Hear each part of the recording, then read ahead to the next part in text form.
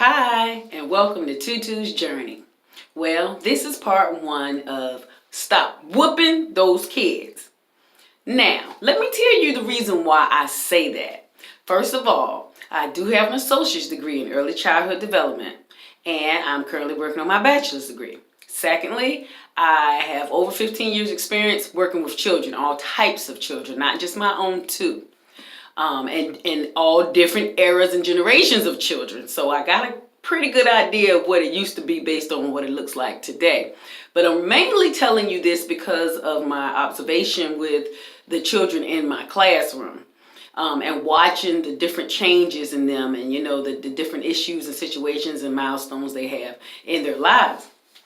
Well, I wrote down some things so I won't forget anything. First of all, I'd say stop whooping them because there's more than one reason. It could be more than one reason why they feel the way they do or why they're acting the way they do. Old school saying is they just bad and they need their hand pots whipped. Well, that's not the case all the time. I used to think the same thing because of the fact that I was raised and I got my hips waxed to the point that I would jump even if my mom would get ready to pick the comb up to comb my hair and she raised it, I'll jump like that because she used to pop so much with that comb. You know how they do? They're going to pick up a shoe, a broom, anything. The closest thing to them might come flying across your head. Or you might have that grandma that had that quick hand. As soon as you move, she'll pop. Oh, wait a minute. Whatever generation you was with, what about the switch generation? I was with that too. Go out there and pick your own switch off the tree. Well, guess what? After a while, you learn how to pick the correct type of switch that wouldn't hurt so bad. Outside of the grandmothers that used to plait the switches together. See, let me tell you, it's easy to whoop because it's a quick fix. You can, and mind you, maybe let me correct that. It's a quick action. But it's not a quick fix because they will do it again. And if you have ones that will do it again, there's more to it than that. If you're whooping and whooping and whooping and nothing is changing, stop. It's more to it than that that's going on. I've seen it and I've been through it.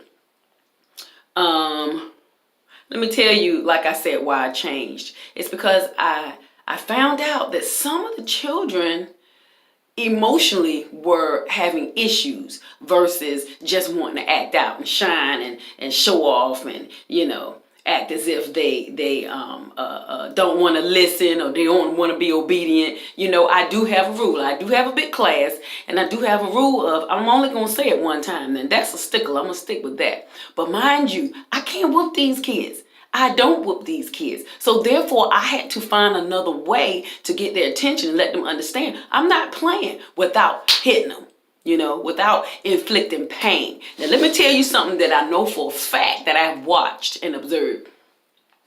Little teeny kid, toddler, starting to hit when things happen that he or she didn't like. And you know where they got that from. Oh, that's so Caucasian. Whatever. I saw it and I watched it.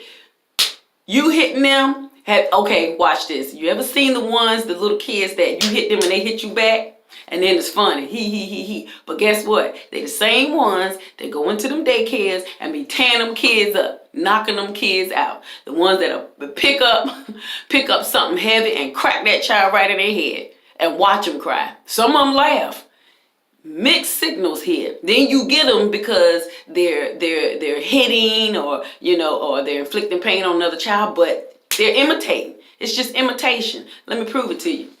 When they get here, their slates are wiped, completely clean. There's nothing on their slate. So it's on you and me as a parent to make sure their environment is in a manner where it can help them be raised healthy. They need a healthy environment. And I know sometimes we be going through our own issues as parents, but when we do, we involve those kids in it, you can look for different behaviors to happen. Sometimes it's something at home, sometimes it's not. Let me show you another good example. It was a child that parents were divorcing at that time, and the child was very upset. And the child would go into rages and just throw things and tear things, especially if your child didn't normally have that behavior. And then all of a sudden they start this wild behavior. You know something, don't whoop them. It's something wrong. Find out what's wrong first.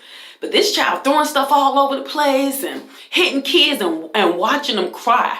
I mean, and enjoying it, watching pain be inflicted and happy about it.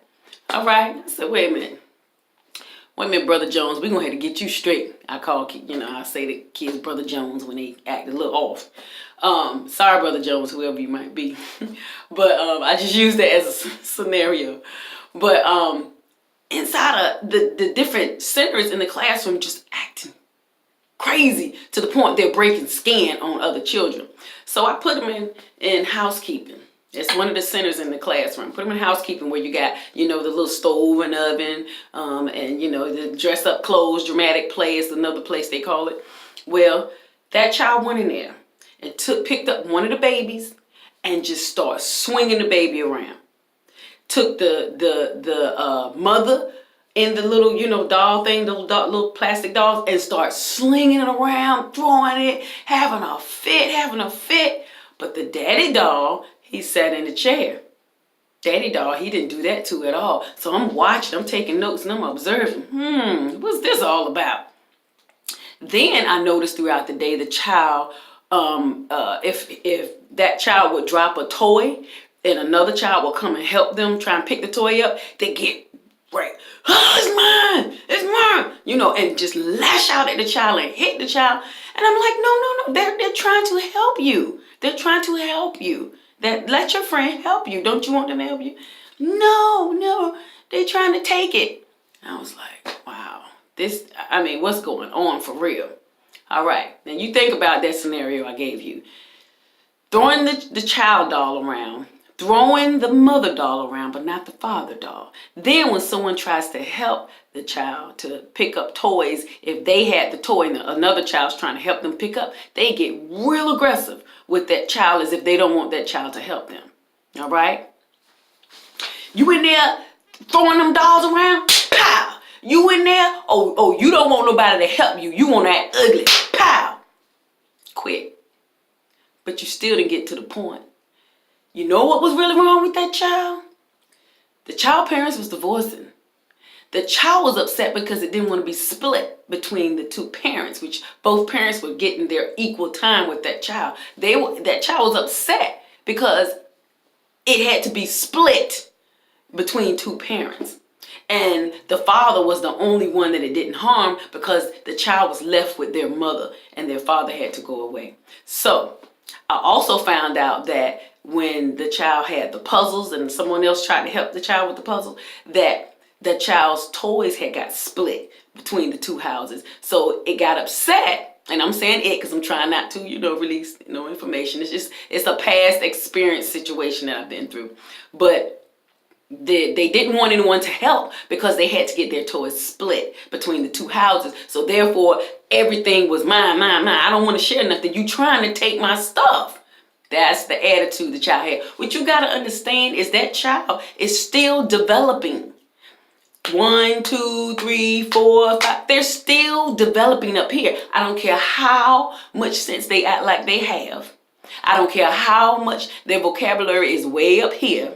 It doesn't matter. Their brain is still developing. And you know what? With some people in the world, I be thinking some of their brains are still developing. You got any friends that you feel their brains are still developing? Well, in a child, it really is real. Their brain is yet still under development. They're still learning cause and effect. They're still learning. To take care of that whole issue, I said, well, what would you like to do to fix it? What would fix this whole thing? Because first you got to get the child to talk, And so the child said, I couldn't figure out, right? Actually, the child just kept rambling. I said, well, would you like to go see Daddy? Face lit up, everything lit up. Yeah.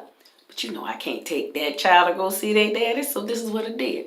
I asked Mom to give me a picture of Dad and let me put Dad in housekeeping on the wall. So I told the child this. Listen, I know. Acknowledging their feelings, acknowledging their emotions. I understand you want to see Daddy. And right now it makes you sad, doesn't it? child did like this. I said, but guess what? We have a picture over here of daddy, and anytime you want to go see daddy, you can go see him. How you feel about that? And the child just lit up. Just lit up. Guess what? Instantly, the behavior stopped. Instantly. Same day, same minute, same time. And when the child got upset, I said, and throughout the day, I said, well, let's go see dad. And I took the child over there to housekeeping to go see the picture dad. Do you not know it?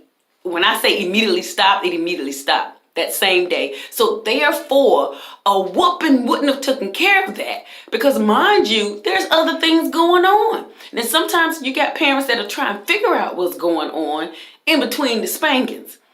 That was nothing that's nothing to spank for. That's something that we have to stop, listen, and try and figure out what's going on. And mind you, if it's a child that has an ongoing behavior like that, there could also be some other underlying issues. It don't have to, oh, that child bad. That child, you know what? Let me tell you, half the time, some of us done spoiled that child. Tell the truth. You done spoiled it. You done gave them or her anything they want. No is not an answer, except when you want to say no and you mean no. But most of the time it's a yes. That they're getting pretty much anything that they see. You know, and it's a child. Can a child be spoiled? Let me tell you what a child can do. A child can be taught cause and effect. If I do this, I get this. If mom won't give me this, I do this. And then this will happen. I'll get what I want. If mom tells me no and I fall out, I get knocked out. Pretty much from some moms. But if I fall out and mom sees it, she gets upset. Then she gives in. So all I got to do is just keep falling out. If I fall out and I get spanked, I get a whooping, that might straighten me out for that moment. But don't you dare believe I won't try it again. In some children. Now, in some children, it only takes one time, you know. But in some, I'm saying if you're constantly finding yourself whooping. And let me tell you something else. Don't keep repeating yourself. Do not keep repeating yourself because they're trying to wear you down.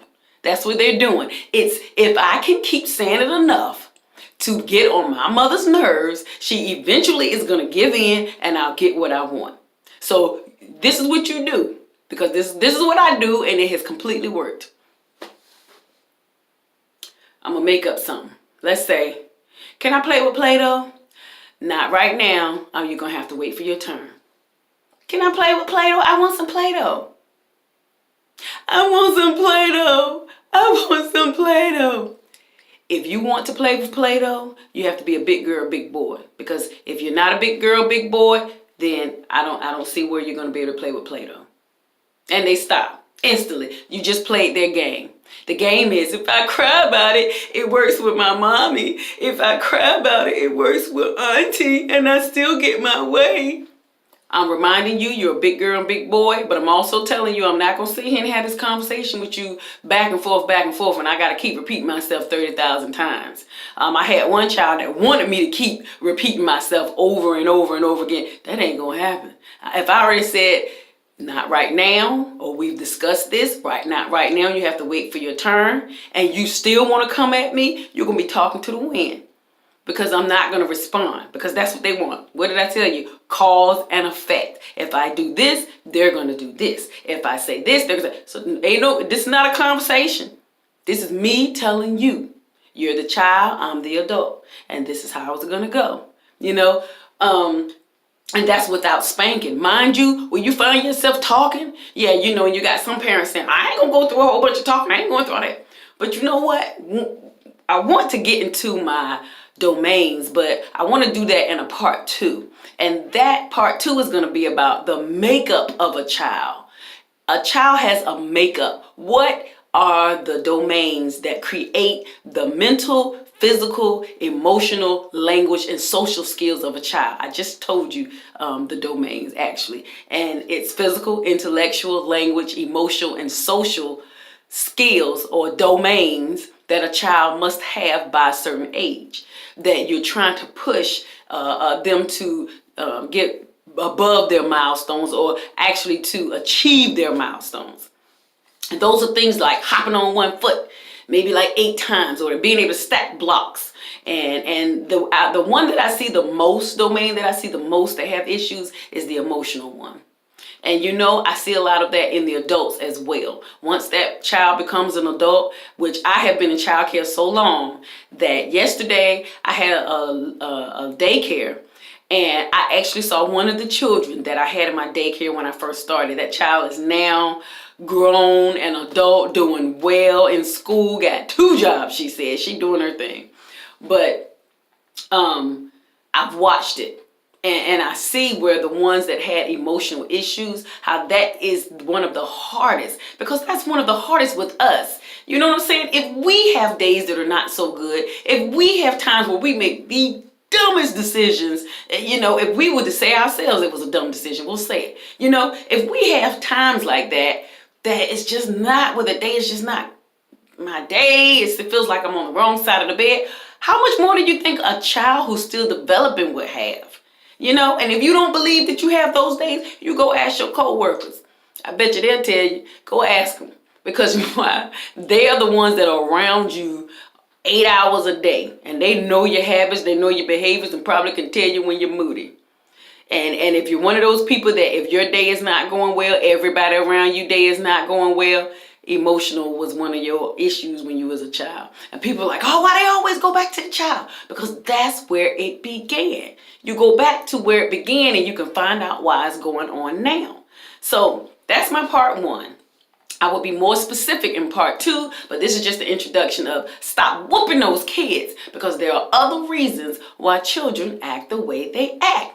And I would love some comments. I would love you all to give me some feedback on this, and give me your ideas on with the same thing with this issue about whooping children. So let me know, and part 2 will be soon. Thank you so much.